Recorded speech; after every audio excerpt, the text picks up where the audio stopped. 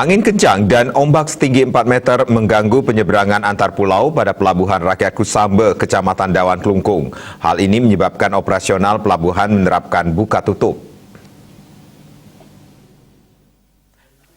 Kencangnya angin dan tingginya ombak membuat petugas harus memindahkan titik lokasi penurunan penumpang yang lebih aman. Sebab ombak setinggi 4 meter menerjang pelabuhan hingga ke lokasi antrean penumpang. Situasi demikian sudah terjadi sejak Minggu pagi.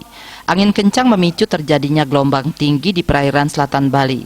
Petugas Syah Bandar yang bertugas di Pelabuhan Kusambe, Nengah Warnate mengatakan, selain diberlakukan sistem buka tutup pelabuhan dan peralihan penurunan penumpang, pihaknya sementara juga melarang pengangkutan barang menggunakan perahu tradisional. Bahkan aktivitas nelayan juga dibatasi sambil menunggu situasi cuaca membaik. Petugas Dinas Perhubungan serta Satuan Polisi Perairan juga memantau kondisi cuaca untuk memastikan masyarakat tetap memperhatikan protokol kesehatan. Kapasitas muat hingga maksimal 70% agar tetap dipatuhi.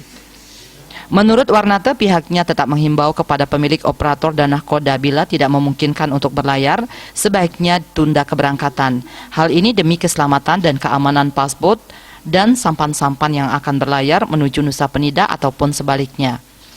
BMKG masih memberikan peringatan perihal cuaca buruk di perairan selatan Bali ini. Dari ramalan BMKG, warga diminta agar waspada terhadap gelombang tinggi 4-6 meter yang berada di wilayah perairan selatan Bali NTB, Selat Bali bagian selatan, Selat Badung, dan wilayah Samudra Hindia di selatan Bali. Bagiarte Bali Pos melaporkan.